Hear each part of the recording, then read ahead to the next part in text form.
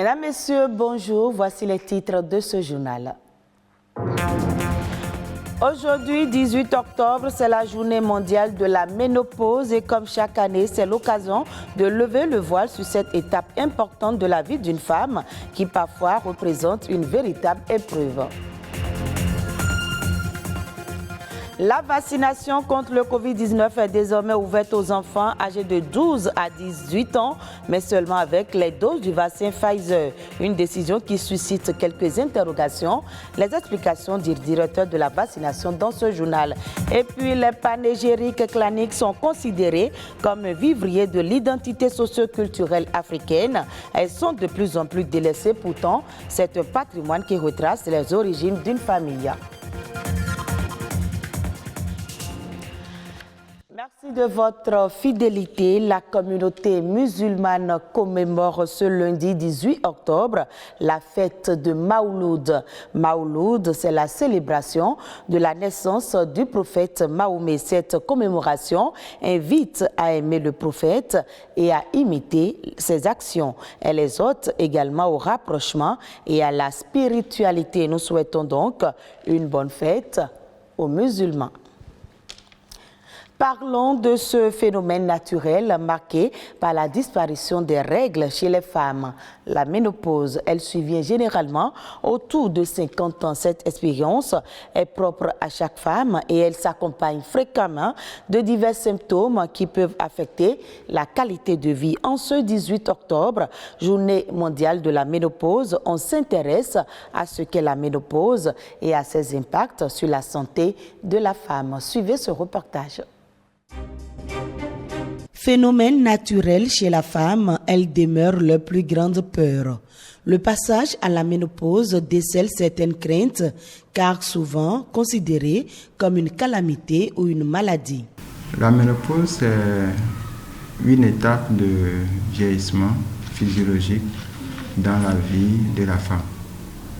Et cette étape est caractérisée par un ensemble de modifications, de changements que la femme aura à constater sur son organisme. Elle intervient chez les femmes dont l'âge est compris entre 45 et 55 ans. L'arrêt de production d'oestrogène et de progestérone s'accompagne de symptômes que l'on appelle troubles du climatério. Ces symptômes sont variables d'une femme à une autre. Les symptômes les plus courants que nous avons régulièrement comme motif de consultation, il y a des épisodes de transpiration excessive qui s'alternent avec les bouffées de chaleur. Il y a la nervosité, le stress qui augmente. Il faut reconnaître également que suite à ces modifications hormonales, la femme dans cette période est susceptible de développer plusieurs pathologies liées à d'autres organes nobles, tels que sur le plan cardiovasculaire.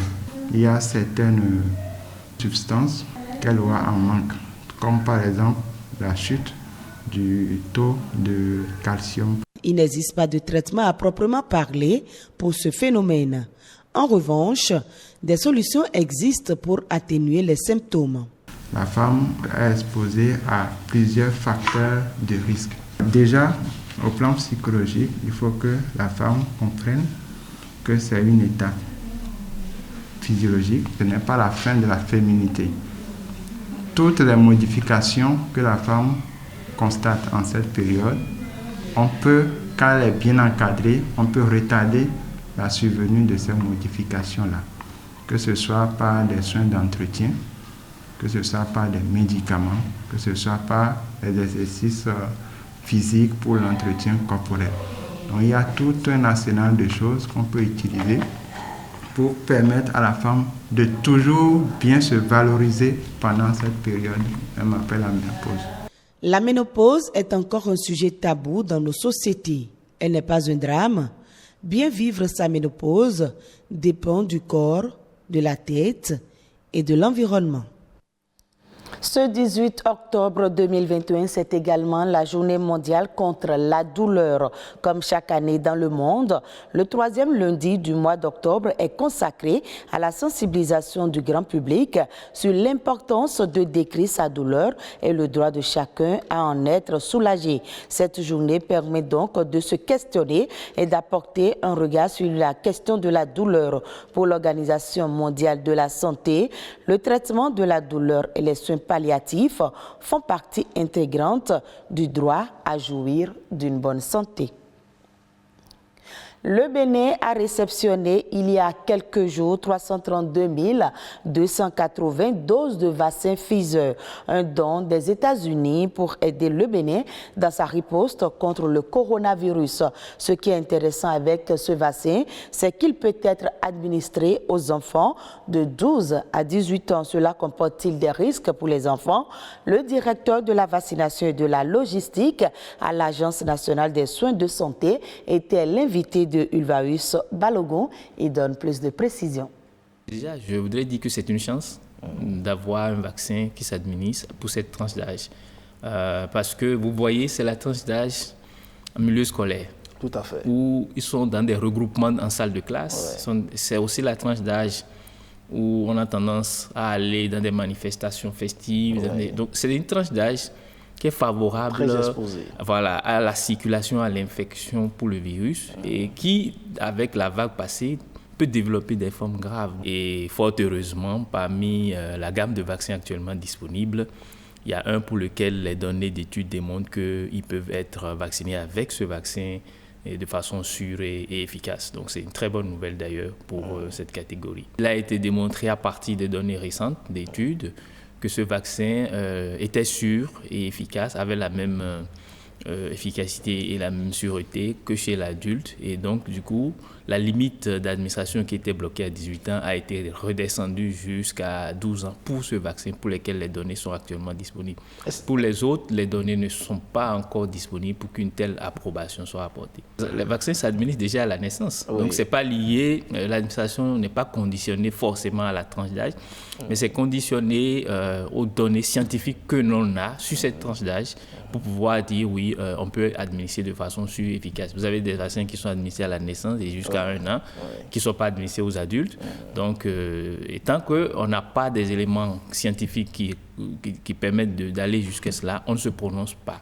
Mais quand on les a, pour les types de vaccins donnés, on le dit oui, il faut y aller sans problème parce qu'on est sûr que sur cette catégorie, il n'y a aucun risque. Et c'est le cas avec le vaccin Pfizer pour la tranche d'âge de 12 à 18 ans. Le vaccin Pfizer en immunisation complète actuellement est administré en 2 doses. En 2 doses. Donc espacé de 4 semaines.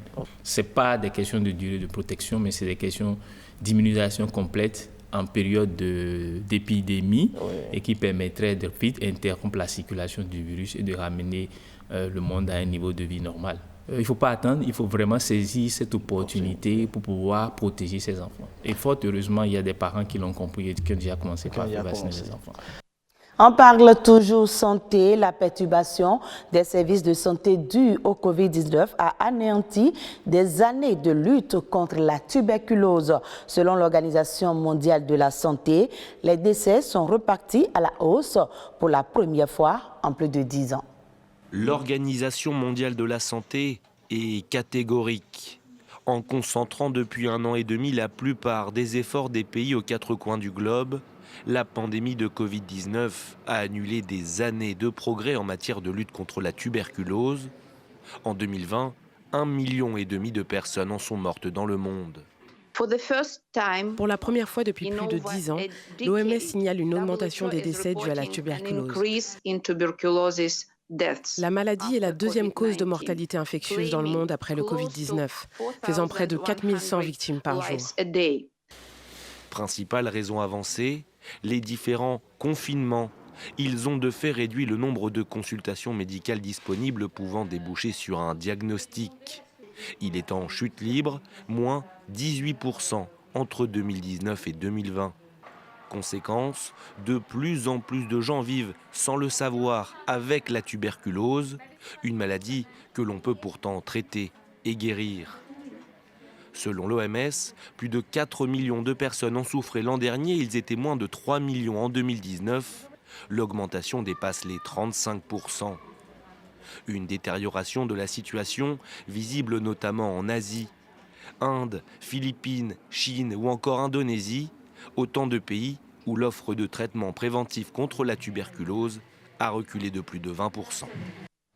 Je l'annonçais dans les titres, aussi vieux que le monde, le panégyrique clanique est considéré comme un des vivriers de l'identité socioculturelle africaine, plus particulièrement béninoise. Aujourd'hui, de plus en plus délaissée, cette identité culturelle semble perdre de sa valeur et pourtant, c'est un patrimoine qui retrace les origines d'une famille et même d'une ethnie. Louis Koudogbo et Ulvaeus Balogun nous parlent ici du sens des panégyriques claniques et de leur importance.